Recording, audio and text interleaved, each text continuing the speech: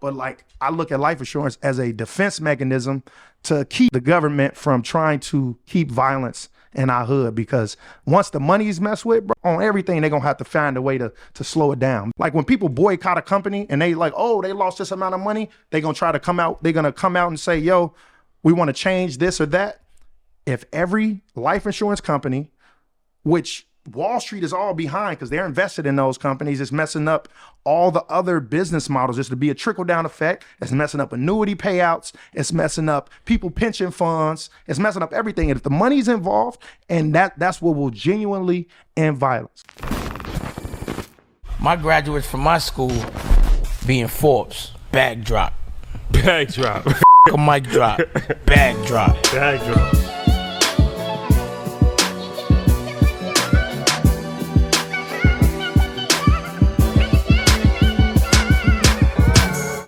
All right, guys, welcome back. Yeah. EYL, back home.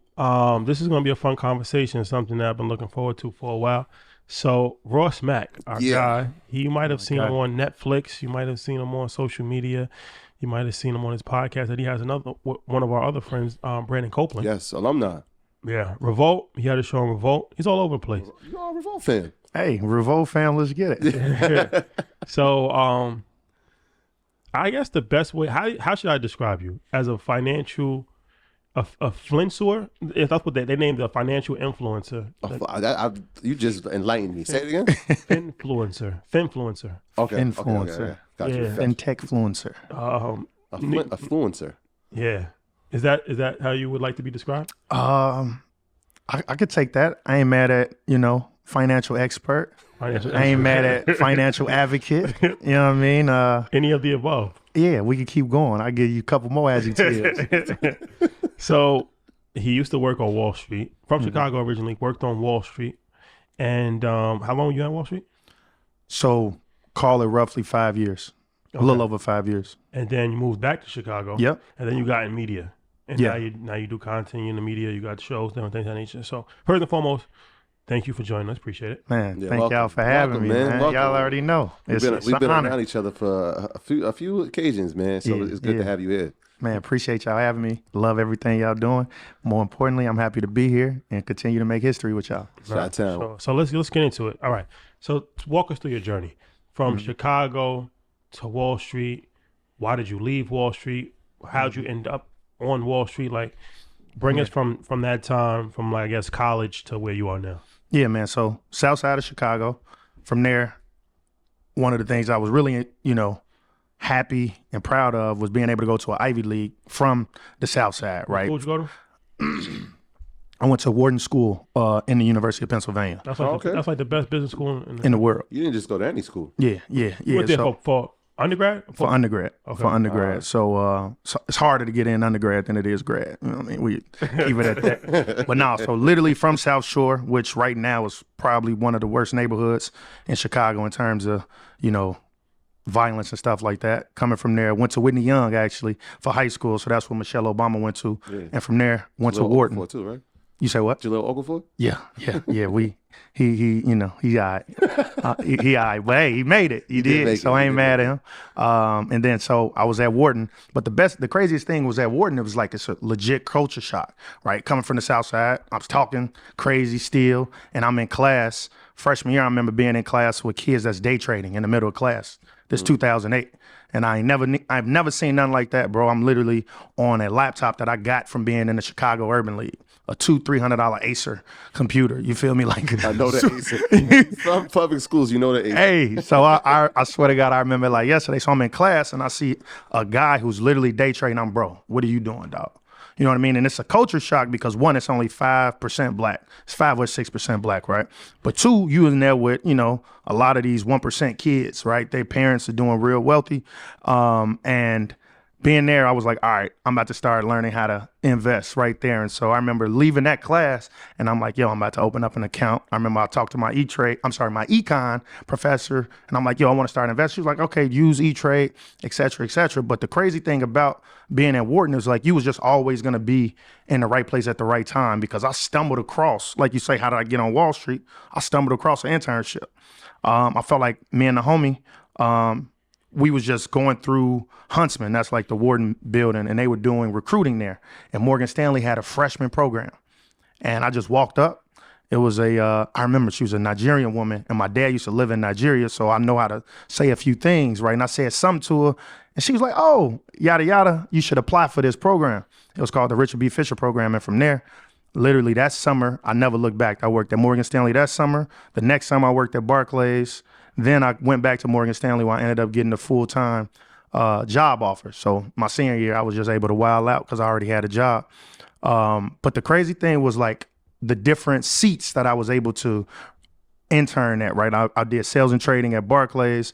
I was in global capital markets my first year at Morgan Stanley. And then my last year, I was able to be commercial paper, which is just short-term trading, which literally that business was in the process of dying when you really look at, how low rates were at that time. So it was really hard. Like money market? Yeah.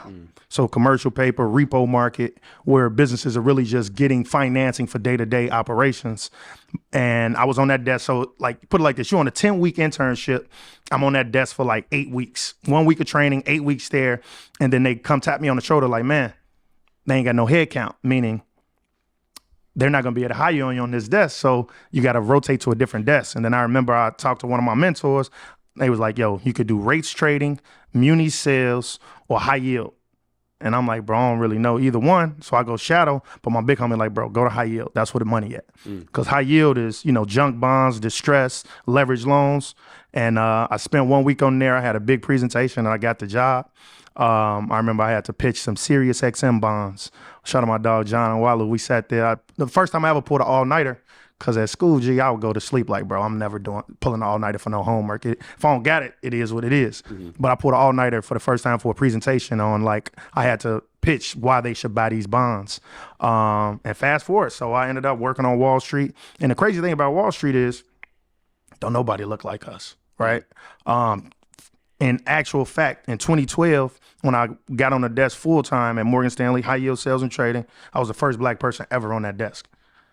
And on the entire trading floor is like 3 black people, like not including, people that might be cleaning up or admins and stuff like that. It was like 3 black people, right? One sales guy in IG, one other guy in, what was he in? SPG, Structured Products.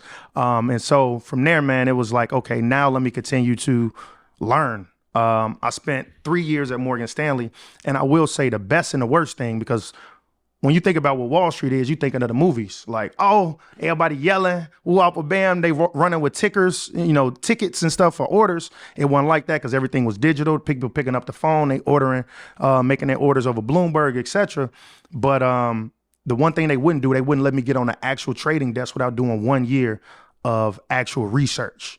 So I had to do research. I covered retail companies, tobacco, and home builders. So them 3 sectors. But the worst part is like, bro, you literally working 6:30 to 6:30, but it ain't no fun in it, because like the fun is everybody you talking on the phone with PIMCO, Fidelity, BlackRock, Vanguard, etc. But I'm sitting there on the computer cracking models out, right? Looking at Toys R Us, looking at JCPenney. And it was a great time to be there. But if I know what I knew now, right? If I knew what I know now, it's like, man, I would have took it even more serious. But the great thing was I had to literally understand all the fundamentals of a company. So literally reading 10Ks and 10Qs every quarter of, okay, what's going on in the home builder space? Okay, what's going on in the tobacco space? What's going on in the retails? Because at that time, 2012, 2013, you get big companies that are, you get Walmart and Target taking a lot of market share, and then you got and then you got Amazon taking market share. But the crazy thing is I'm watching JCPenney getting ready to go bankrupt, Radio Shack getting ready to go bankrupt, Toys R Us getting ready to go bankrupt. And I think that's some of the best experience I had, because I'm doing, what is called a waterfall analysis, where you literally just breaking the company down, just stripping it down, saying, okay, what part of Sears, another company, Sears, what's this part of Sears business worth? What's this part of Sears business worth? And you doing it based on like all the other competitors in that industry to then say, okay, this is how much this company's worth. And so, fast forward to today, it's like, I look at that experience as something that I say, made me into a better investor because it helped me say, okay, I could look at a company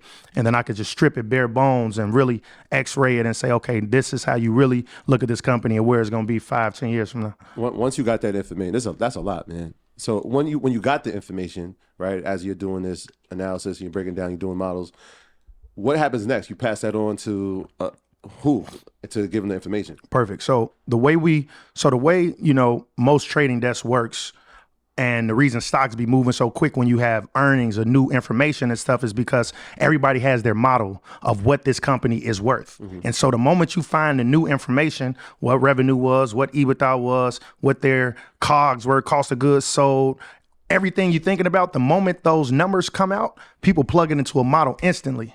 And then you get a new valuation of what the company is worth. That's why stocks be trading, rapidly like that. And it's because everybody has their own model based on it. And so when we were, so anytime a company would report earnings, I'm going through the earnings report, I'm highlighting stuff, I'm putting it in the models, and then I would literally go print out the model, run it over to the person that's trading that. So if this guy was so I cover both investment grade and high yield, right? And so at that time, the moment, call it JCPenney, for instance, reported, I'm literally saying, and bonds is so different than just stocks because you got to think about a lot of other stuff because it's different covenants, meaning like in the event that they don't have enough money, enough cash, enough coverage, like these bonds could be in technical default. And so like those are the things that, the moment they would report, I'll fill out the models, I print it out and I run it over. I'm 22. I'm thinking I'm doing something. He like, bro, all right. Like the sales, this is that, this increased 3% year over year. Same store sales was 2% quarter over quarter. He like, for sure. And I'm like, bro, so in my mind, I'm like, gee, did I not just do something good? But it's like, it was a machine. Like no matter what's going on, I was going to always just be a number. Like they were going to be able to replace me, like, the analyst program, the associate program, and people coming in and out. But what I will say is that gave me the most transferable skill set when it comes to this investing stuff. Yeah, I'm always interested when you look at an earnings report because, that's something that we talk about on Market Mondays. Are those earnings reports, and a lot of people like to trade off of them or trade around them. When you were highlighting, what are the things were you looking at that age when you saw the earnings report? Yeah, so as I'm watching the earnings report, at one point I might be also listening to the earnings call. So I'm thinking of what they're forecasting. I'm thinking so everything's relative. And when you're looking at earnings in any company, it's relative of what they did year over year. So if it's Q3 in 2022, you're looking at Q3 of 2021, right? And I'm sure y'all already know that, but like those are the things I'm looking at. So I'm looking, did sales, go higher or lower? I'm looking at, was EBITDA, right? Their earnings higher or lower? I'm looking at same store sales, which is just like those, like the stores themselves, that they had the same amount of foot traffic. But also the most important thing is you looking at forecasts. And I think a lot of people understand that when you're looking at, because the management team is getting on those earnings call to say, yo, we had a good quarter and this is what we think from the opportunity set moving forward. And so like right now, when you see earnings season right now and you like, yo, they just beat, on top and bottom line, but right here go to but we are, lowering our forecast for Q4. That future guidance, it'll mess you up. Like, especially if you're trying to play, earnings, buying some calls into it. Like, okay, we beat both top line and bottom line, but the forward guidance is equally as important, if not more important. Yeah. So talk about what's the most important thing to look for in looking at a company or stock? Anytime you analyzing a company, I look at it the same way Steph Curry shoot the same free throws. It's like building a repetition, right? And it's like, I always say, start out with a holistic view, right? Holistic view, do I like the management team? Do I like how they are putting this company in the right path? But then I'm like, what's the opportunity set of this sector, right? If we're talking about retail companies at the time, right, 2012, or even now for that matter, we understand, because at that time, not only was they losing out, but they had price match. So like you could literally go to JCPenney or Target or whatever, and you be like, yo, you pull up on your phone, yo, Walmart got this same TV for $100 less. They got to match it, right? Price match started coming out at that. And so you're looking at holistic view, management team, opportunity set. Is this business, is it cyclical? Is it declining or is it expanding, right? So if we talk about, electric vehicles, that business is growing, right? It's a big opportunity set and we still haven't reached its full potential. So my holistic view is like, is this company or one, is this in a sector that's growing or declining? And then is this company, how much market share do they have? And do they have the ability to get more, or do they have the ability, or is it other companies that are actually coming in and taking market share? So if you look at Apple versus BlackBerry, I remember the ticker, I think BlackBerry was like RIM or something. Yeah. And if that's the case, you're looking like, man, RIM, they can't compete, right? At the one time, BlackBerry had, they had the type of software that you couldn't crack. So that was the thing. All Wall Street people had their BlackBerries, but then Apple ended up getting the same thing. They took all their market share. So you looking and saying, does this company have that moat? I know, shout out Ian, he say moat a lot. All right with that. Does this have a moat? But also, you're saying, is their business growing? Is their profitability growing? Is there more opportunity set, right? What are they saying in terms of future guidance? Is their business, what's the margins on their products, right? You look at Apple, one thing they make a lot of money on is their accessories, right? Okay, phone is one thing, but then it's accessories. So I always take a holistic view. Also say who owns the stock, right? I go on Yahoo Finance and look at the holders, because it's important to know if people smarter than you who have a dedicated research team that are following this day in and day out. Like, we don't have the ability to call the CFO of Apple, but Berkshire does. Vanguard does, Fidelity does. So I always look to see who those top 10 holders are. That always gives me an understanding too, if people are smarter than us. Then you're looking at the charts, right? So I always start off fundamentals before I get into the technicals. Fundamentals is everything we were just talking about, but the technicals is, where's the price trading? So like fundamentals are saying why I should buy this company, right? Once again, opportunity set is growing. Technicals is like, and Ian, shout out Ian, he always say like, it's you can buy the right company, but just at the wrong time. So the technical is going to say, RSI is here, RSI is under 30. Now might be a good time to buy it. And I think, I think anybody that's trying to say, to develop their repetition, it's the same way. Like, you shot free throws different than you would shoot free throws, right? You might dribble 3 times, spin the ball, but like your end goal. And I think that's the same thing when it comes to picking a company, right? It's like, okay, opportunity set, holistic view. Is this company growing? Also, are their sales growing? Is their profitability? Are they able to maintain margins? Because a lot of businesses are getting pressured into margins, especially in that retail space, because for the most part, Amazon had no overhead, where Toys R Us and JCPenney got none but overhead. You're looking at how much their rent is, right? And so I kind of look at it that way. So when you obviously when you started, you didn't even know, like when you got to work and you said that you saw somebody day trading. Mm-hmm. Obviously, you start working on Wall Street. How fast is the learning curve, right? Because if you don't learn pretty quickly, you're going to get left behind in that space, I'm pretty sure. Boy. So what was that like? Learning curve, crazy. Once again, at the time, I was trying to live life like TV, bro. I'm trying to get on the phone and talk to Vanguard. But I needed to know that. And so what I would say, the learning curve was very hard, because you had to, it's almost like if you taking the SAT and you're doing the reading part, like I was talking to somebody the other day and they was like, yo, I teach kids how to do good on the ACT or SAT or whatever. He's like, yo, I'm gonna read the first and the last paragraphs and skim the middle, right? And I say that to say, like, when you talk about the learning curve, when you're looking at that earnings report, right? Just they publish an earnings report, then they'll put out the 10Q and 10K annually, right? But the earnings report, it might be 10, 12 pages. You got to know what to look for quick as well. And so that was the biggest thing on a learning curve, because it's like, what am I looking for? And then it's like, okay, what are the numbers that, because this is like the models are I look at it like a living, breathing organism, because once you plug it in, it's going to spit out something else that's saying these bonds is worth this stock is worth that. And so the learning curve was hard, and you're sitting there, right? And bro, Wall Street is one of them things where it's a blessing to be on there, but it's, it's very subjective, right? Like, I'm the only black person in there, you know what I mean? If I come around, make a joke or something, or smiling too much, shorty too cocky, he need to tone it down. So, the biggest learning curve was culturally over the actual academia part of it. The academia, I felt as though, coming from Wharton, I can grasp anything. The biggest learning curve was learning how to act, right? Like, I got pulled aside. And anybody that's working on Wall Street, bro, they understand what I'm talking about.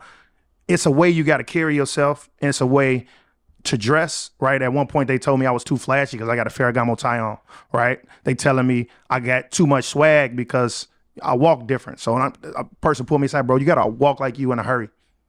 I'm like, gee, what the hell does that mean, bro? Like, you know what I mean? Like, walk like you in a hurry, walk with your head down, keep acting like, because it's all perception, bro. Perception, reality. And when you come from a Ivy League as a black dude, they already think, kid think he cocky.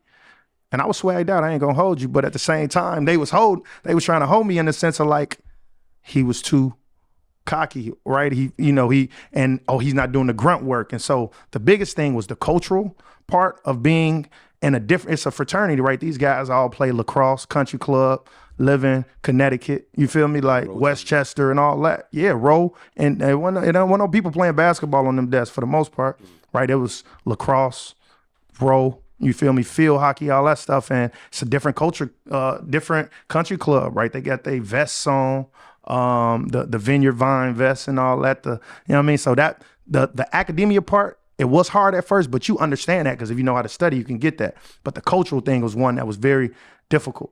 And I remember I was sitting at a dinner table with you not that long ago, and we was talking about, a potential client, and this is how we coming, right? I'm raw right now. Either you like it or you don't. But when I was 22 at the time, it was one of them, like I had to get down or lay down, or I had to really conform to that life. So why'd you leave? So when I left Morgan Stanley, I ended up getting a better job at a hedge fund where I was able to move back to my hometown, Chicago. And the reason I left was, I just wanted more, right? So at the same time, I was making music, right? I make music. I'm nice, right? I need you to have my vinyl back here one of these days.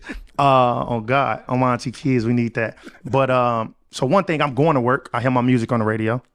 So I'm already feeling it. But one thing about moving back to Chicago is, and I think y'all are the test, right? Is when you going and you trying to do something, you got laser focus. You got your horse blinders on. And as a result, I really wasn't that in tune with the community as much as I could have, right? Working at Morgan Stanley, sure, I did some community service, but like the people that I grew up with, I wasn't in tune with them.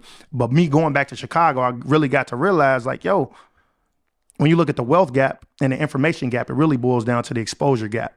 So what you exposed to, right? So being at Morgan Stanley, I'm walking by, I see a MD on the desk, right? A managing director on the desk, checking their retirement account, checking their 401k. You had 2-3 million in there, right? Most people that look like us don't even got 401ks or retirement plans in general, right? They hoping Social Security still, right? And so once I started understanding that and looking at other people, I got an LLC for this. Oh, this is the type of accounts I have for my kids. I realized one of my best friends at the crib, he like, bro, you ain't really my friend, bro, if you ain't teaching me how to get a bag. So that's what made me say, I want to start making content. So that's when I developed Maconomics, which, very similar to what y'all do, is learning about finance cool, making it more digestible so the average person can understand it. Because when you take a full step back, it's like, they think this is a old white man's game. Historically it was, but now this stuff been democratized, right? We got podcasts about it. We got social media about it. And now it's apps that allow us to buy stocks for free. I remember when I got E-Trade in 2008, it cost me $13 to buy and $13 to sell. So if I'm putting $100 to work, I got 13% in costs to buy that. So at that moment, I'm already lost. I need the stock to go over 13% for me to, to make money. So at that moment, it's like, all right, but now democratization of everything, right? Like we swimming in knowledge, but we yearning for wisdom. And now it's like, how do we give everybody the right wisdom? And so one of the things I did was like, man, I want to start putting out content, right? Because I went by the moniker Wall Street Rapper. I was talking to somebody. She's like, okay, what the hell does Wall Street mean? So it's like, let me bring Wall Street to Main Street. And so one of the things I was able to do was, while I was working, I was always had a hustles, right? Shout out my dog Jay. We used to throw parties. We had the drill. Then I also opened up a restaurant, and then I had the content and I had the music. So I'm like, bro, one of the things I said, if I can make a fraction of what I make while working on Wall Street, while only dedicating, call it 4 or 5 hours to the side hustles, then if I gave it 24 hours, then it's over with. And so I was able to leave while having other investments, right? Still trading and develop Maconomics. So you became, at the time you leave, full-time trading or the side hustles are now supplementing what you used to make on Wall Street. Is that what we saying? Yeah, so I used to own a restaurant called Drink House. In Chicago? Anybody in Chicago know this was the most busting spot in the city. Can we vouch? Can we vouch? They gonna merch. He gonna merch.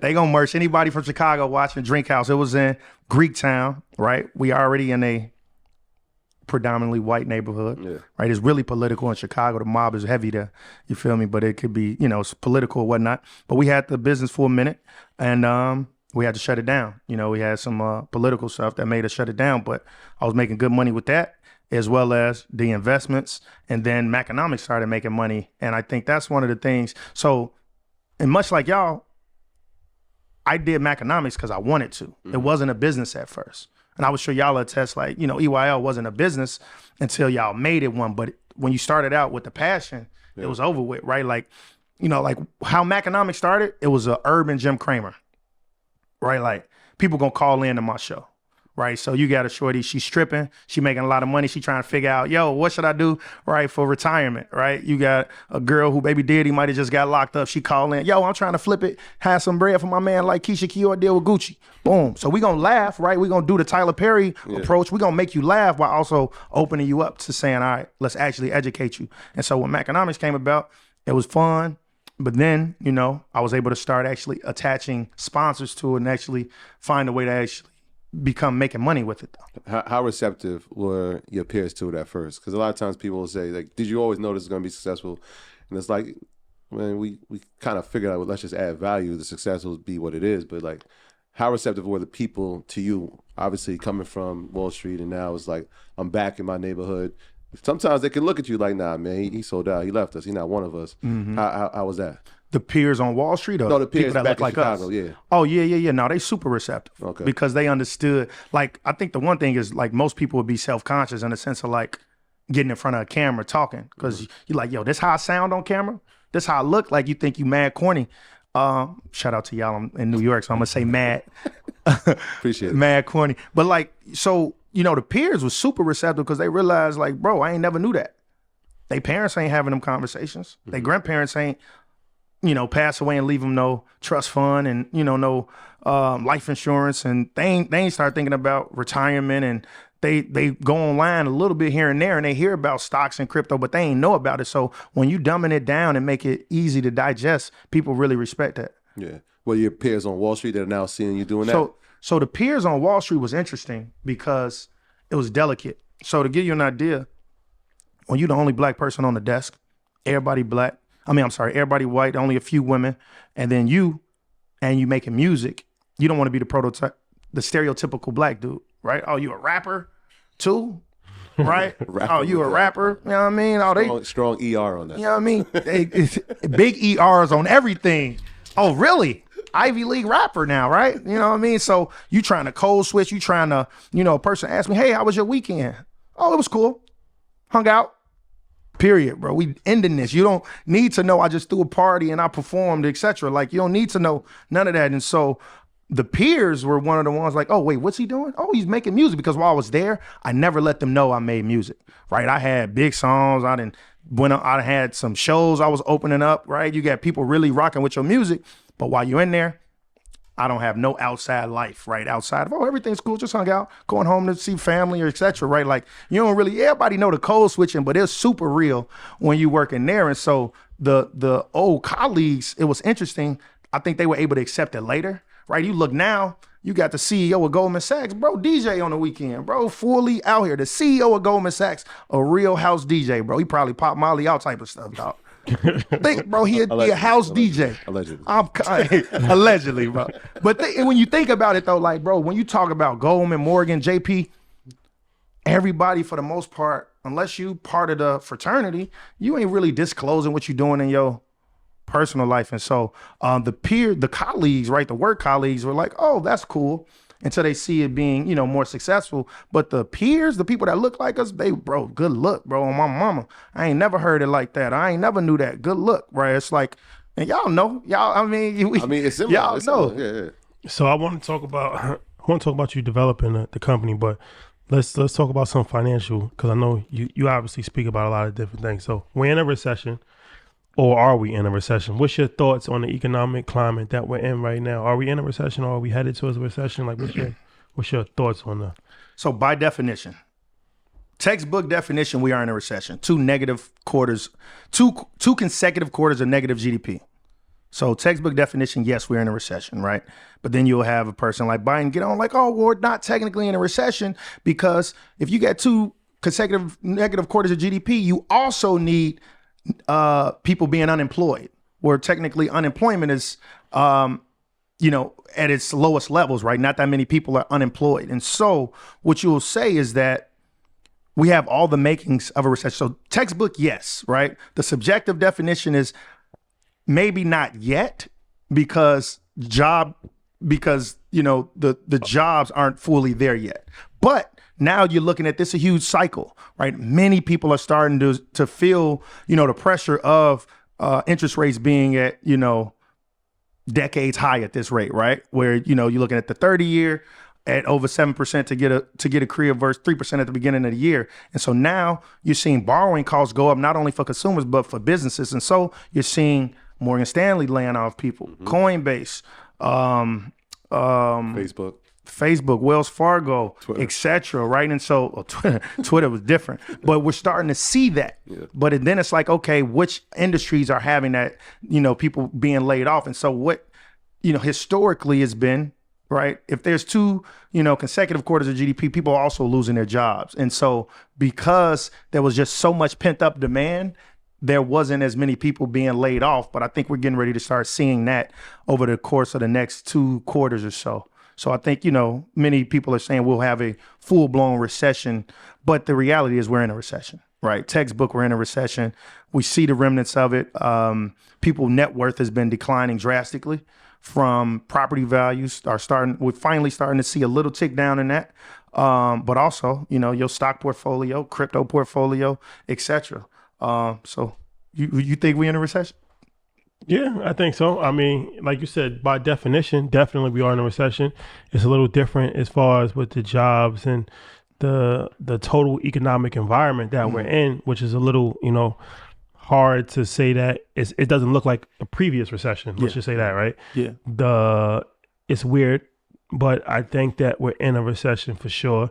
Mm-hmm. And I think that it'll probably get worse in the next 6 months or so. Yeah, yeah. And it's global. Yes. Right? If you look at where inflation is here, over 8% now, it's even crazier in Europe. Yeah. What was it? Turkey was 89%? Jesus. Yeah. Well, talk about that inflation. Let's talk about that. For the average person that's just hearing inflation, like, why is inflation so crazy right now, and why is it important to know about inflation? It's important to know about inflation because it determines your cost of living, right? And so when you hear the average, being in New York, when you hear the average rent is $5,000, that's crazy. It wasn't that 5 years ago or 10 years ago. And so what inflation is, right? CPI, we actually get that data this week. Consumer price index, which measures a basket of goods and services, right? So it's showing you what the average price of something you're paying. Where you look up, energy prices might be up 20%, food prices might be up 12%, and everything else is kind of still, whether it's the cost of education, the cost of leisure, and things of that sort, of clothes, etc. But like, it's important to understand what inflation is, because in a normal year, we always are going to have inflation. The cost of living increases every year. That's why most jobs give you a 2, 3, 4, 5% increase on your salary, because all the goods increase over time. So back when we had grandmamas, they was, gas used to be 5 cents, milk used to be 10 cents, right? And I'm talking about my childhood. I remember going to a corner store, chips was a quarter. Bro, I just talked to some kids, they never knew chips was a quarter.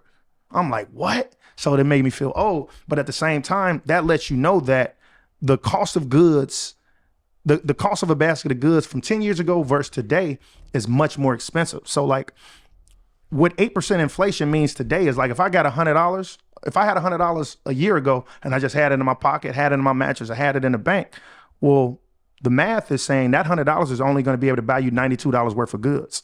So you literally just lost $8 by holding your money. And so inflation is one of those things that it's a silent killer of your money, right? They say cancer is a silent killer and all that, or tobacco, et cetera. Like, inflation is really the silent killer when it comes to wealth, because if your money's just sitting there, you need to understand that the cost of living is increasing every year. And that's the one thing I tell people, like, especially when they be like, yo, I done lost some money. invest and I'm straight. I ain't never investing again, or I don't want to invest. I need to be able to see my money, etc.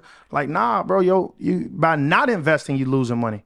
By only having your money in the bank account getting 0.16%, you losing money, right? And that's lucky. 0.16 is a lot, right? And so by purely having your money in the mattress, a lot of people that look like us, mistrust banks, rightfully so, right? Because they, for the most part, then did us dirty, right? From the Freeman's Bank to losing our wealth to the old investments, bro. You feel me? Like, so we understand predatory loans, etc. Right? So we understand it, but like the one thing you got to wake up and be like, yo, if I just had my money purely in the bank, I've lost my purchasing power by 8%, right? The average inflation rate is about 3%, 2 to 3%. But like now it's at 40-year highs. And so everybody should pay attention to inflation. That's the one thing that has us where we're at now, right? And what inflation really comes from is the supply demand curve, right? And so just basic econ, right? What we have was increased demand because everybody and their cousin hit for that 20,000 PPP loan. People was getting $1,200 stimulus, but everybody and their mama got the 20K PPP loan, right? And then, so when you got an influx of money, I want to say a quarter of the US dollars over the course of the past 2 years, over a quarter of the US dollar supply was just printed. They were just printing money, right? And so you got more demand and less supply. The less supply comes from the supply chain issues with China, right? People wasn't working because they realized, oh shit, I'm making more money unemployed than I was working at my job. I'm straight, I don't want to work, right? So you got, semiconductor shortages, China shutting down if somebody sneezes, right? China, wow, bro. Can you imagine going to a Disney World, bro, and everybody in there is 10,000 of y'all like, oh, somebody got COVID. All y'all got to stay in here. Or they lock you in your crib. And so the idea what inflation is so high right now is because increased demand, everybody for the most part had money, right? It's like that it was like that Dave Chappelle episode when everybody got reparations, right?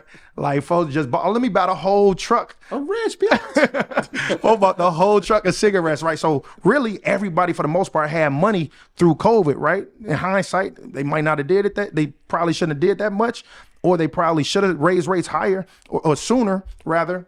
But like the supply side is one of the things that's hard though, right? And I was doing some content for the Street. Shout out Street, was where we were talking about, okay, even if we are able to slow down the demand, the supply side still needs to come higher. And it might not because you got this, like people are adopting the just in case business model where they front loading and grabbing more inventory just in case China shuts down again, which we know that can happen at the blink of an eye. But then they're also diversifying and trying to get stuff from other countries. But then those are going to be more expensive. Right. So you got, retail companies that have more inventory and have higher expenses because they're using different partners that are, different freight charges, et cetera. So they still going to pass them prices on to the consumer. So they still going to have higher prices. So, this thing could get ugly for a while. In a recessionary environment like we're in, right? I know you talked about sectors that you were looking at. Retail was one of them. Are there other sectors that we should be looking at? And companies we should be looking inside those sectors to say, all right, these are safe places to put money in this type of environment? You always say whether you're looking for the type of stuff that have inelastic demand. So consumer staples, you're going to need to brush your teeth, deodorant all the time, healthcare, energy, defense. Them four sectors, I say, for the most part, are doing well. And simultaneously, while we're in this raising rate environment, financials. Right? Because you look and you say, how do financials make money? They're loaning money out.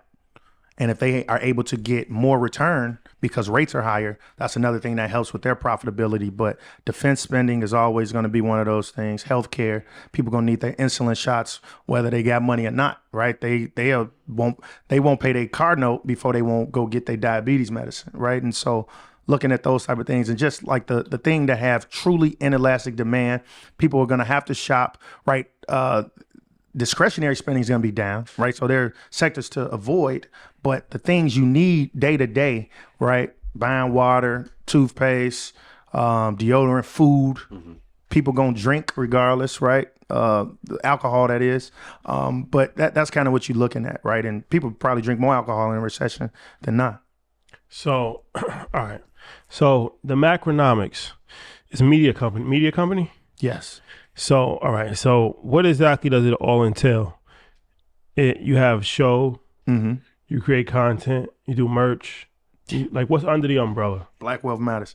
So what started off, shout out to y'all because I love how y'all leveled up and just took y'all stuff to a full-blown scale company, right? I call it Macronomics, a full-blown production company. So not only am I creating content, where we have shows with Revolt, do stuff with BET, stuff on the street, but we also have the ability to specialize with making financial literacy content for fintech companies. So that's a lane that I've paved out and said, okay, I see a niche and I see companies are trying to increasingly understand how to make content and how to reach their consumers. It's a way you need to talk when you're creating content. So, working with big fintech companies as well as small, right? I had a few calls this past week with two, Fortune 100 companies that like, yo, we want to just refresh our whole YouTube, et cetera, our whole branding in general.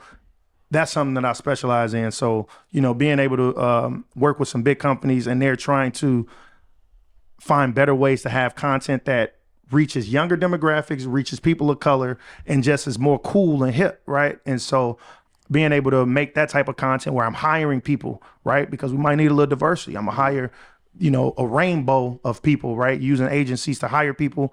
But that's one of the things that I love about it.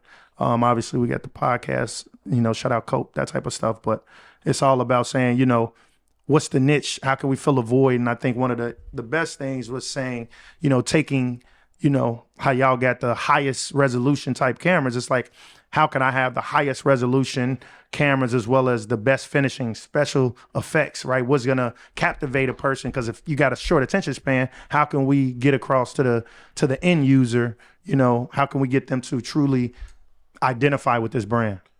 When you're in the meeting with these you said the Fortune 100 companies, I mean, how much accountability do you feel like they've taken? Right, I feel like for a long time, the information wasn't digestible, which is why they're reaching out to you. Yeah. Do you sense any culpability from them at this point, or are they? I feel like sometimes they just don't get it. Yeah. And obviously, I mean, having us and having yourself breaking information down the way it is, and obviously others in the space. How do you feel the culpability is amongst these companies? No, that's a great point, bro. Like, it's crazy because they get it now, right? I think. There was a time where you might have just said people are just doing it to check a box, right? Kind of, I don't want to even say it, but like that, Black Lives Matter initiative, you had a few businesses that were just checking a box. And then you got people that truly get it and they understand that, if we are standing, like, what do we stand for as a business, right? What's our culture? If we have the ability to impact, Gen Z, people of color, how do we reach them and have better content? Because like you say, if you were looking at the content people had from 5 years ago, 3 years ago, last year, right? You're going to see old white men talking in a very complex way, sound like they nasally, you know what I mean? Like that's the way they coming. And now it's like, how can we have the type of content that's going to be more digestible and fun to actually interact with? So how'd your relationship with the street come? So like you do content for them, right? Like green screen content, stuff like that? Yeah. So how'd that come about? Because what's so crazy that you do that. I don't know if I spoke to you about this, but like, we do a lot of stuff for like I'll take like a CNBC article and this green screen is pretty popular online.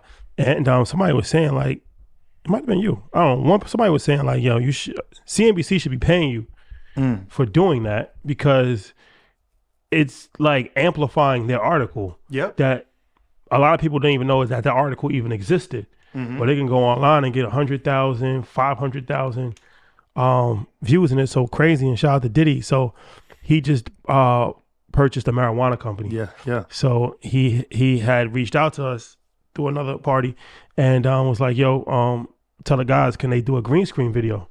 And then I want to repost it on my page, and that's what happened. So people see the impact and the importance of like relaying that type of information.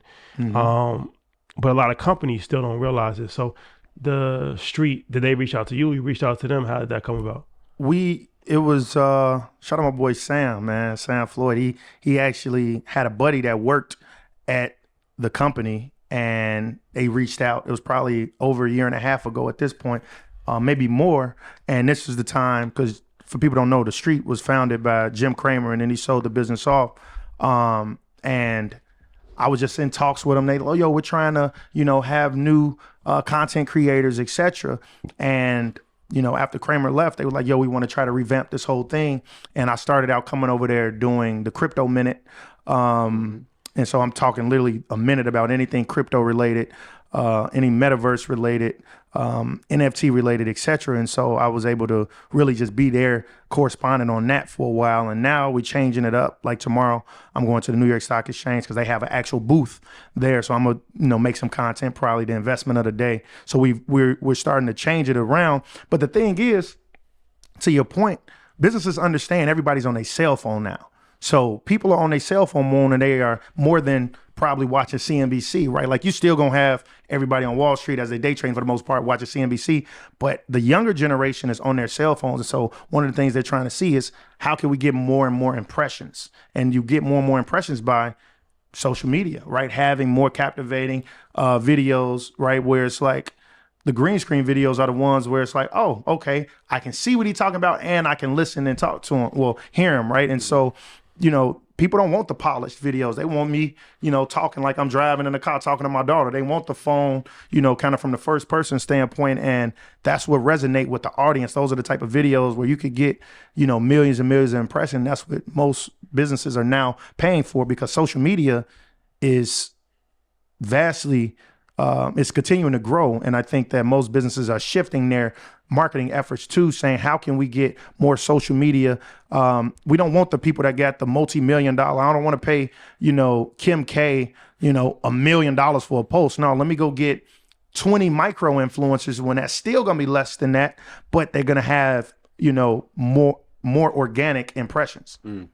One of the questions we always get, and you seem to take this question by the horn, is when should we teach our kids financial literacy? And I know you have a series where you teach your financial literacy with your 2-year-old in the back seat. Yeah. So talk about the importance of that, and really having no age limit to the education.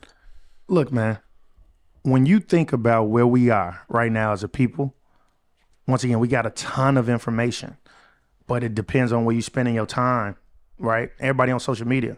Are you trying to see the latest celebrity gossip, or are you trying to better yourself from a skill set standpoint? And for me, I look at financial literacy as a language. So the earlier you learn how to speak it, the more likely you'll become fluent in it. And so if I'm talking to my daughter at 2 about how to invest, about retirement accounts, about crypto, about how to improve your credit score, me adding her as a authorized user, right? These things are going to just resonate with her the same way if I had a nanny and she's speaking Spanish to my daughter. She's growing up hearing Spanish and English. She's going to be fluent when she's 5, at 4, right? And so looking at financial literacy as a language is like, okay, let me talk to my daughter. It ain't no goo gaga talk. We talking real stuff. Yo, the Fed is doing this today. CPI, you think it's going to go up or down? Up, right? She don't know, but she know. Yeah. Right. And so like it's going to become second nature. And those are things that I'm trying to do. Is like, because most people kind of shy away from the things, they don't know. Right. You're a little self-conscious, like, nah, let's just talk about girls in sports. That's what I know. Right. But like, if you ask somebody right now, if you ask a relative, bro, what's your credit score? Gee, what you asking me that for? But if you ask a homie, what's your body count? Oh shit, man. Bro, I went crazy, shorty. Allegedly. But like, that's the thing. So having them type of conversations is like, them the conversations you need to have. And so driving with my daughter, I love it because it's showing the world, one, the stuff I'm doing, the type of accounts that I'm opening for her, right? So people are able to like really get into it, right? My daughter cute, she's talking now, right? But it's like I want to talk to my kids that way, right? And I'm sure y'all do the exact same stuff, because our counterparts, they had different conversations at the dinner table. Right? Like they're literally talking about assets, right? It's, so grandma wants you, or granddad wants you to come intern this summer, shorty 12, right? Like it's different type of conversations that kids have. And if we had them same high level conversations, right? Shout y'all on that too. High-level conversations. You know what I mean? If we had them same type of conversations, like that's going to really impact our community for decades to come, because y'all saw the stats, right? 2053, they saying median net worth going to be zero. Yeah. Right. They say, I was looking at this McKinsey study, right? they say the difference between black and whites, there's a $330 billion gap on an annual basis that white people are making more than us. And 60% of that's coming from inheritance. So if we just if we put out a video once a month, talk about, yo, black people, we should get insurance, life insurance. That right there is gonna change our life for years to come. And I got even crazier aspect, right? I live in Chicago, right? At one point, the murder capital. It might still be, actually, I don't know. But you know the quickest way to actually get rid of inner city murders and violence? Go out and get everybody insured. If every person in the hood, on my shorty, if every person in the hood had life insurance, it would no longer be what's the mayor doing? Because now Wall Street is impacted, right? Money run this world, let's be honest, right? Like we see how people could get canceled real quick, right? It's like money runs the world. And so the moment people start messing with money, it's like, wait a minute, yo, because, you know, allegedly, I like how allegedly a lot of guns was dropped into our hoods. A lot of drugs was dropped into our hoods, allegedly, or we could call it a spade. That ain't allegedly. All right, cool. Facts. All right, so I'll just. Yeah. But if you ask yourself now, what's the way to rectify that? Because if shorties and them ain't gonna put the guns down, they can't get. You know, you had Trump saying, we gonna send the what are you saying? We're gonna send the National Guard to Chicago to patrol. Listen, man.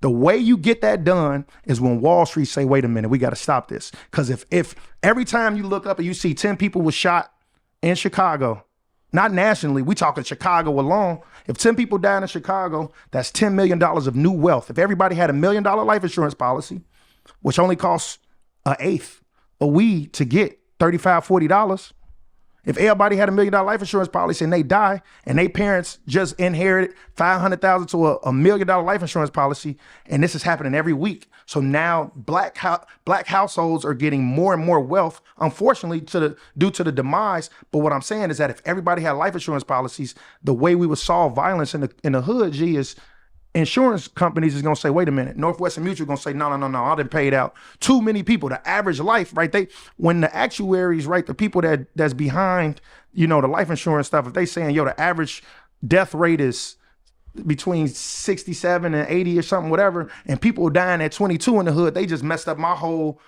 whole life insurance, you know, chart, our actuarial charts. They gonna find a way to lower violence, G. And so I just think, like, when we having them conversations with our people, it's like, bro, we got to invest. We got to get life insurance.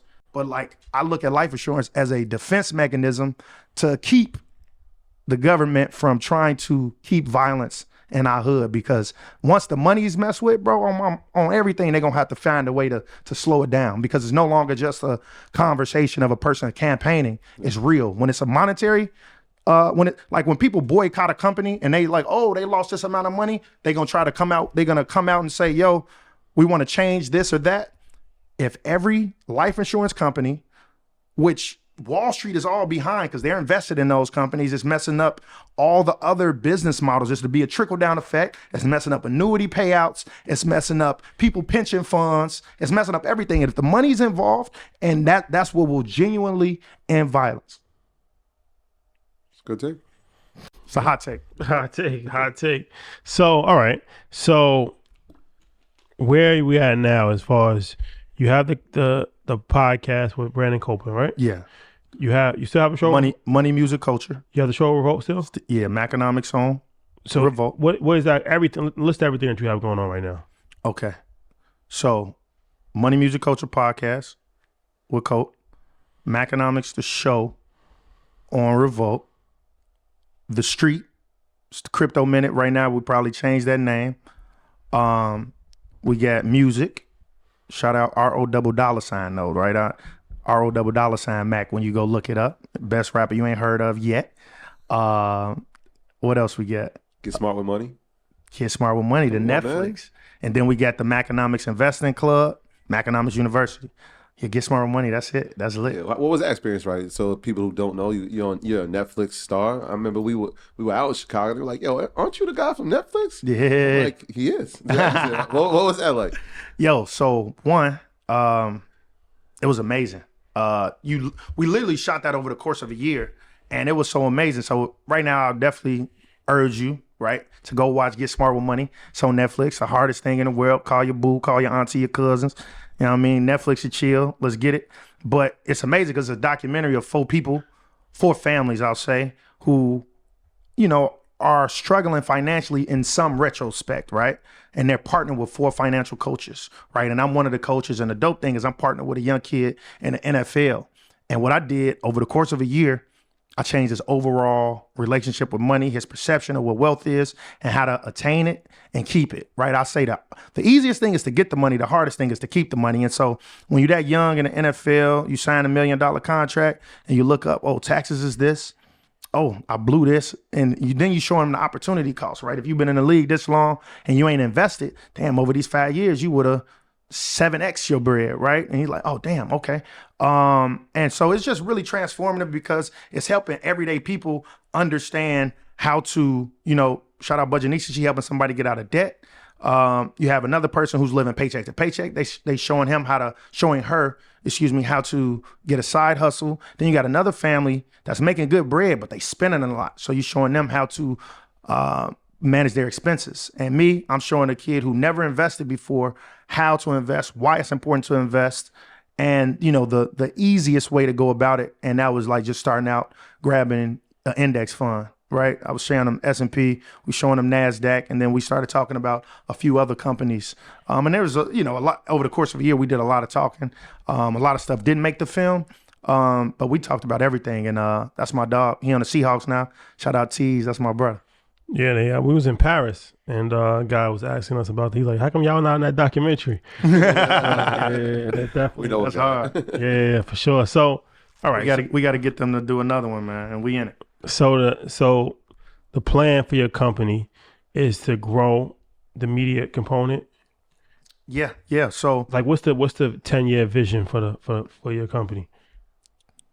I love you say it like that. I feel like an interview. Question motherfucker supposed to practice. All right, so they asked me, what's my 5 and 10-year plan? But no, like, one, the media component of Maconomics will continue to grow. Bigger clients, greater production quality. I obviously have something that's near and dear to me, and that's the Maconomics, club portion where people getting in, they learning how to invest from the fundamental and technical side, right? We talked about the fundamentals earlier, but the technical component is the one most people are interested in. But like before you get there, I definitely say, right, you got to learn how to walk before you run. And so that's one side. But we're getting into a lot of, we're in the process of getting into components that's gonna be geared towards kids. So, media from that realm. And then down the line, it's about raising capital, right? It's like actually having, managing capital, whether it's from the VC standpoint or from the hedge fund standpoint, right? Being a asset allocator is really where it's at. I remember I said that to y'all a minute ago, about a year ago, or if not longer, right? But I think that's a huge component. But it's like the goal, right, once again, was trying to help educate our community to make sure that our net worth ain't zero in 30 years, right? And so how do we do that, right? We got to continue to market and meet our client where they're at. So that's social media, right? We're continuing to partner with brands and helping them, right? Continuing to, whether you're young or old, we want to be able to reach you there. And then it's also about saying how to actually grow your wealth. I think that's one thing that you guys do a great job at, right? It's like, okay, we'll entertain you, but this ain't just no concert type of entertainment where you leave sweaty or whatnot. Now you leave with your life change, right? Life altering conversations where it's like, yo, I never thought about that. And it's like giving people actionable items and steps to building wealth, right? Like becoming financially free is not something that is far-fetched anymore, right? And I think it's just a function of, this is the blueprint. I can show you the slow way to for sure become a millionaire. Are you patient enough to get there, right? I think in this day and age, most people, we want instant gratification, right? Everybody want to make $1 million in a year. But if we giving you the blueprint to truly saying put $400 in the S&P 500 every month, and that's going to compound, you'll be a millionaire in 25 years, 20, whatever, right? Like those are the type of conversations we need to have. And so, Maconomics, going back to the convo, it's like continuing to get people to understand how to get wealth and how to keep wealth and the production of it. And then also getting into the children production as well as managing capital. We should at some point have schools adapt curriculum, economics curriculum, more on the big screen. I thought I was fly as hell on Netflix. They had my emblem on, bro. Like, if you go to Get Smart with Money, you see me on there. That shit was hard. You know what I'm saying? So, like, that's legit. I was like, gee, one of my homies sent me like, bro, I ain't gonna hold you, G. I was literally at this girl crib. We trying to Netflix and chill. He like, fo, you right there. He like, bro, he was like, that's wild. Let's see. Shorty like, yo, let's watch this. He's like, bro, I ain't even tell her I knew you. That was probably gonna mess it up. I'm like, it's so funny. But yeah. So I don't know. What y'all gotta hit y'all with that question. What's y'all 10-year plan? Well, I wanted to, before you ask that question, I got a question because you're the face of the brand. Mm-hmm. And so how do you manage and how will you manage spending time in the business versus spending time on the business? Yeah. It's all about, and I tip my hat to y'all because y'all do a phenomenal job of entrusting people and saying, okay, let me build out a team, right? I think in order to have a true successful business, you have to be able to take a step back and entrust other people and be able to delegate, right? And I think you guys have built a phenomenal business. And when I'm with y'all, I'm saying, okay, this person is this, he handles operations, he handles this, he handles merch, etc. And for a while, I've been wearing a lot of hats. And to your point, it's like, stepping back and saying, okay, it's time that we can hire other people, right? In my Maconomics Club, I got shout out my dog Teo. He's killing it on the technical side. He's calling out shit every day, smacking. Yo, we just boom, boom, boom, smacking, right? And so from there, it's all about being able to take a step back and focus on some of the bigger things while maintaining the business and allowing it to continue to grow and prosper. I want to ask you about the music. So for people that might not have been familiar with your rap, what would you classify your music as? Is it economic based? Are you talking about money? Is it socially conscious? Is it street rap? Like, what are you rapping about? Yeah, great question. It's God honest truth. Shout out to my dog Dante. I had a meeting with Warner, like the big, label Warner. And we in the label and we playing songs and shit. He rocking. He like, bro, it would sound like if Gucci was educated, right? Not saying Gucci ain't educated. I don't like the way that came off, but it sounded, he was like, yo, this is educated Gucci. And so I look at it as, rap is the most braggadocious genre of music, right? We talk about how many girls we got, how many foreigns we drive, how much money we got, etc. And so my music, I am using that as another avenue to continue to educate, right? It's like if I'm talking about, $1 million deal, just right there, respect this. Put my niggas on, you gonna have to respect this. Looking at commercial units out in Texas. Like if I'm talking about shit and they nigga, what the fuck is a prospectus, gang? Like, you know what I mean? And so the idea is talk about the shit we doing where it ain't no cap in it, but more importantly, opening it up to saying like, yo, I get what he talking about, right? Like, so from the beginning of time, that's why I went by the Wall Street rapper. I'm talking about on the Dow buying call spreads for some tall bread, on the prowl for a tall chick with some good, you know what I mean? I was bleep that out. That was my brother said that, I think. But the idea is like, it's like we making this Wall Street stuff more relatable, right? And so, the music is something that I love doing. I've been making it for a while, and but it's like what you talking about, like what's gonna separate you? And so it's based in financial literacy. Yeah, real rap. Yeah. But it's fun though. So what I'll say about the music game is like, I'll never be a starving artist, right? I'm working on Wall Street while I'm making music, right? I'll never, you know what I mean? And so, but the greatest thing was like learning how to make money from music. I learned how to make money from music off syncs and licensing. So what that is getting your songs placed in TV shows, movies, video games. To date, my greatest placement was I got a song called A Dub. Well, I'm talking some Wall Street shit. It's on NBA 2K. So that shit's spinning. I'm talking about people all over the world hitting me. Yo, NBA 2K bought me here. NBA 2K bought me here. But the spins on it crazy. So I'm getting a check off that. But then I'm on Showtime. I'm on The Shy. I'm on HBO. I'm on Southside. I'm on Netflix. I'm on Outer Banks. I'm on BET. Several shows on BET. Shout out! I done hit BET over the head. Right. I'm on Sisters. I was on a gang of stuff on BET. I used to have it written down.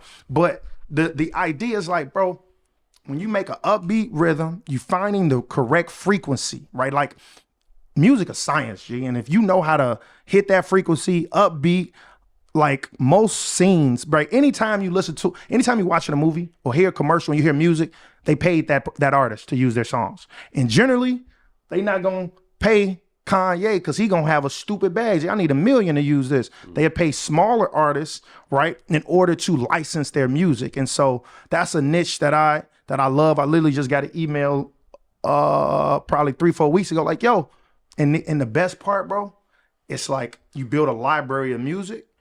And sometimes you don't even got to put it out. It's throwaways. But what you do is you have like the name of the game there is, and I've done this before, you get on LinkedIn and you just you go on LinkedIn, everything. And when you think of search, like that's Google, you go on LinkedIn and you search music supervisor.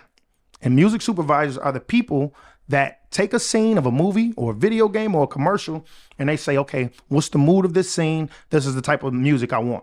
So then they reach out to what I would call music brokers, right? They're music programmers, etc., right? And they have like an inventory of cribs, right? If you're a real estate broker, they got an inventory of songs. And then they're reading and they're saying, okay, what's this? Okay, so we need an upbeat song that's talking about women empowerment. We need a dance record because they in the club, right? Boom. And so Shorty's able to, shout out Melissa, you the GOAT. She's able to take my music and pitch it and say, yo, this, that, right? Where I remember, man, she hit me with a... Who's Melissa? She runs the company, one of the companies that I use that goes out and pitch my music. Mm-hmm. So like, literally she emailed me 3-4 weeks ago, like, yo. She's like an agent. Effectively, right? And she's taking my music and she's pitching it and saying, yo, they want this type of song. Do you approve of it? Yeah. Right? Like I remember I had a song and like the thing is this song ain't never out. It's not out. I made it probably 3-4 years ago. I don't even remember it. Like when she asked me like, yo, what's the song? And I talked to the producer like, bro, you cool with this? He was like, bro, send me the song. I don't even know what it is. He like, oh, that shit hard, bro. We might got to put it out now. Like in my mind, I'm gonna have to put it out because you'll get organic plays from it. So you're gonna get even more money. So you're gonna get the money on the licensing side. But then, right, how many times have you been watching a TV show like, yo, what's that? Shazam, or yeah, that's the name. Shazam, what song is this? Right? And then that's how you get even plays. So you're getting on the front end and the back end. How profitable is it? Like even for like a 2K, like when you get paid to do it first to license it, but obviously people pay it through inside the game, and then maybe people go find it on a streaming platform. How profitable is it? Is it like we're gonna give you $10,000 for the song? How does that work? Yeah, every show has a different budget. Every movie has a different music budget. Where I think Showtime, they can offer you a little bigger bag, like 10. Commercials and movies is the biggest. I ain't got there yet. I took a little hiatus because I just got 2 babies, 2 under 2. So it's been super real in the crib, but I'm getting back down, right? But I remember when Melissa hit me one time, she's like, yo, I'm so sorry I'm coming at you late, but I got a commercial. They paying 100 racks. It was for Google. Bro, me and my dog Finney, shout out my brother Finney, we went in and knocked out like 2-3 songs in 40 minutes, sent it to her. She like, oh, this is great. And the idea is knowing the type of frequency, knowing how not to cuss as much. Like I don't have that much cursing in my music, right? Because you're gonna need the clean version. They're gonna need the MP3. They're gonna need the high wave file, the instrumental and the clean version, right? But when you're doing that, it's all about just knowing the frequency, like having fun in the music. Some people, like that dark, sad, slit your wrist type music too, where that might get a good placement. But like the big placements is a feature film. Like I get one of them, it's up. That's interesting because I never thought about that before, but I definitely, you hear songs that you never heard of, like in these TV shows, stuff like that. It's like background music. Yeah. And for like a couple seconds, when you think about it. But like definitely a lot of songs, of course you hear like some big name artists, but a lot of times you hear, it's been like Power and stuff like that. You'll just hear random stuff. Yeah. That you've never heard before ever. So all those artists probably got paid, I would say anywhere from 5 to 15K. But the game is getting multiple placements. There's a young, I know this one girl who just be knocking out CW placements. She getting like 5 a month. And it's like, I doubt she gonna, disclose her source because when you're looking at it, if CW is looking for this song, then they go to me and her, and my stuff might be better. She ain't gonna disclose it. But the idea is you start out music supervisor. Yeah. I want to slap myself right now because I found the music supervisor for all of Activision Blizzard. So that's all their stuff, right? I went to this thing called SyncCon with me and my producer, shout out Jay Mix. We went out there and we was just networking like crazy, like NFL. Somebody was there from because everybody has music to take any scene of a movie to the next level. Right, like anytime you turn on TV, you're gonna hear music. Like that is what we are, right? Whether it's just some normal classical music, hip hop, like hip hop, the #1 genre right now, right? EDM, club scene, whatever. Like those DJs are getting paid. And the reality is, if you're signed, it's harder to get the clearance, and they're gonna charge you more. So big pub deals, etc. And so certain people, they rather go after smaller artists. And so if you're a small artist, bro, find you LinkedIn, music supervisor, Google music supervisor companies, right? Google sync and licensing companies. And that's how you really take your music to the next level, where you come from being a starving artist. Because right now, I'll just knock out a song and I'll just send it to her. I won't even get it mixed and mastered. If I'm like, yo, you rock this? All right, for sure. I'll make the investment to get it mixed and mastered. Because the same way the studio in the crib here, I'm recording in the crib, right? Like when I first started making music, bro, it's all about having, like you say, no overhead, right? Like, cause the studio sessions might be $75 to $125 an hour. Ma's going there about 4-hour session. They bring a lot of friends with them. They smoke and drink, and you look up, you only knocked out one song. I'm at the crib, I'm knocking out songs quick. And the idea is, right, have the great producers, and you telling them, I need this to be sample free. That's the only way your music could go in. If it's a sample in it, if they sampling anything, any voice or anything, and it's not like, what's it called? Public domain, which would mean that it's been out for over, I think 100 years or whatever it is, then you can't use it. So like my music supervisor, she called me, she say, yo, is this sample free? I'm like, absolutely. I don't send you nothing with it. She's like, all right, let's go. I got somebody that want it. And like that's, I mean, I used to, I had a run where I was just going crazy before the pandemic. And then I had 2 pandemic babies and I was just slowing down. But I'm back down. We got a new song out called Money Gang. It's hard. Yeah. Right. So every time somebody comes here, we let them choose their albums. Yeah. In my mind, before you got here, I figured you would choose something from the Shy. So I understand the college dropout. But you chose Forest Hills, 2014. Yeah. What's the significance? So the crazy thing about Forest Hills, shout out J. Cole, was that I got to go on a tour. So this was my first tour. Shout out my brother Jeremiah. On that tour, it was J. Cole, Big Sean, Jeremiah, and YG. It was lit. It was crazy because so the album came out 2014, but the tour was summer 2015.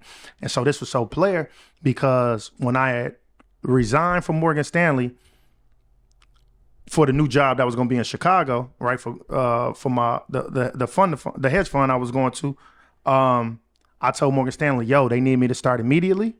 And I told the new job, yeah, I got to finish up a few projects. I need about a month.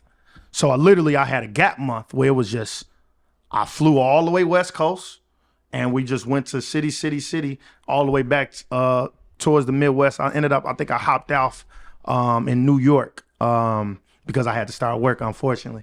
But like that was one of the greatest experiences because one, you get to see the business of it. J. Cole, a genius. That man, a genius, bro. Like he's selling out amphitheaters probably in one day, right? Like, and so being able to see the business side of that type of thing, seeing the merch tables, seeing, all the other ancillary things you're doing, right? If you're in this city, you want to have the type of manager that's going to get you paid. Like you want to, once again, the best, like you say, having no overhead. So it's a ton of overhead as an artist, right? You got the tour bus, you got the driver, you got your dancers, you got your feeding these people. Well, no, maybe you might not have to feed them because you're paying them.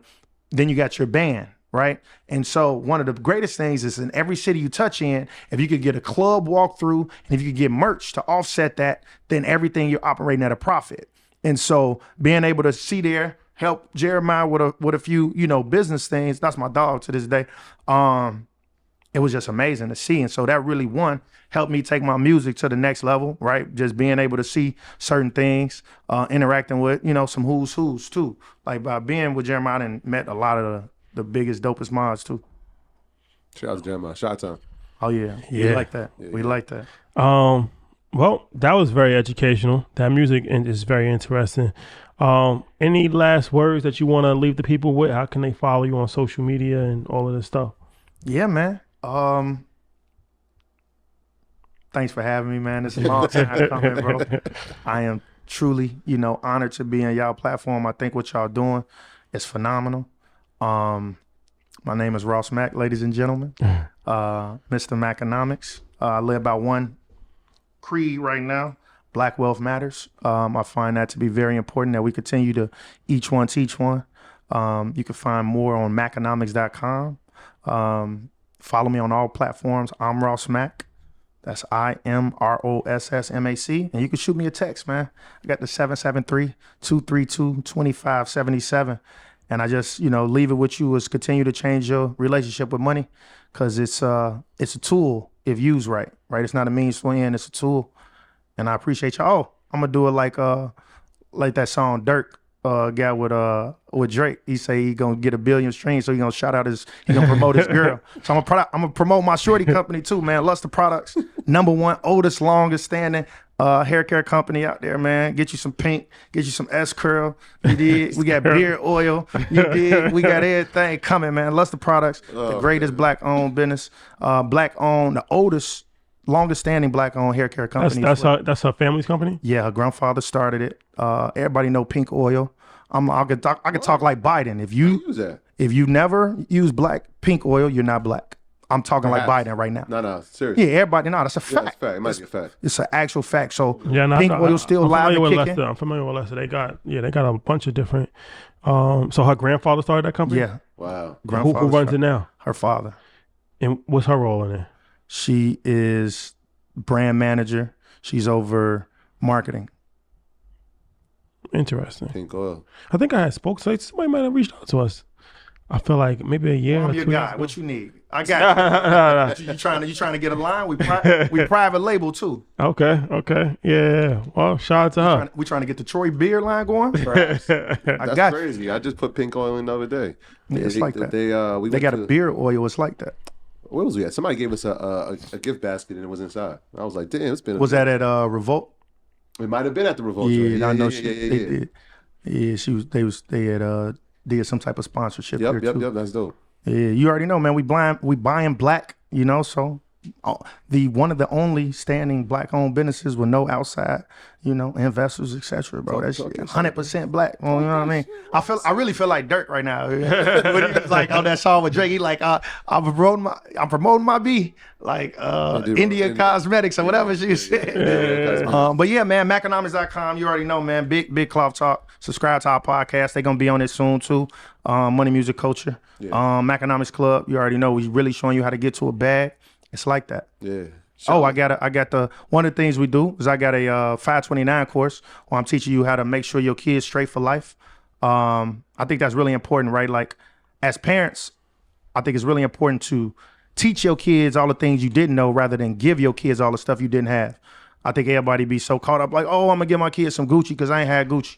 Oh, I'm gonna do this, do that. I ain't nothing wrong with that, but also teach them the stuff you didn't know, which is gonna help them be better, help them really build generational wealth. So, I got the blueprint with my 529 course in terms of just helping you understand how to set it up as well as what type of funds and how to even look at a fact sheet and say if this fund is or isn't for you in terms of investments. I like that. Teach your kids what you didn't know as opposed to giving them what you didn't have. Yeah. That's a bar. Hey, I'm a rapper, so I got bars. Hey, yo, shout out to the Wharton Business School. So this is I'm counting 3, but it might be more. We had Derek Ferguson, Wharton grad. We had obviously Brandon Copeland. Yeah. and now we have Ross. So, am I missing anyone? I'm not sure.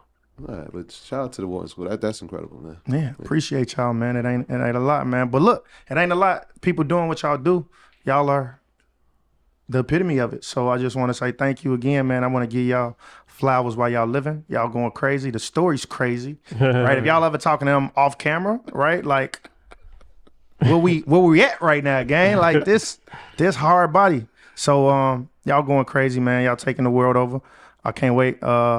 I'm putting it out there now. I can't wait to be on the stage at the next Invest Fest. Got to. I'm putting it out there. I'm putting my bid out there. I asked him, I say, G, what a nigga got to do to get on that Invest Fest, folks? This is the first step. Yeah, let's go, gang. So, but now real talk, though. Y'all going berserk, so appreciate y'all for having me. I appreciate you. Thank you, brother. Troy, housekeeping item? Yeah, shout out to everybody on Patreon.com, all of our patrons over there. Shout out to all of our people at EYL University, all our earners, everybody supporting the merch. And again, shout out to Ross, man. We've hung out a few times, man. Just a real solid dude. And my brother, we in the Married Man Club, so shout out to him. Yeah, he's one of my compadres, and there's not many of us out here, but Ross is a solid member. So shout out to him. Black love is real, man. All right, guys. Thank you for rocking with us. We'll see you next week. Peace.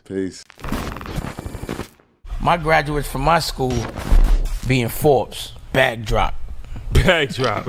A mic drop. Bag drop. Bag drop.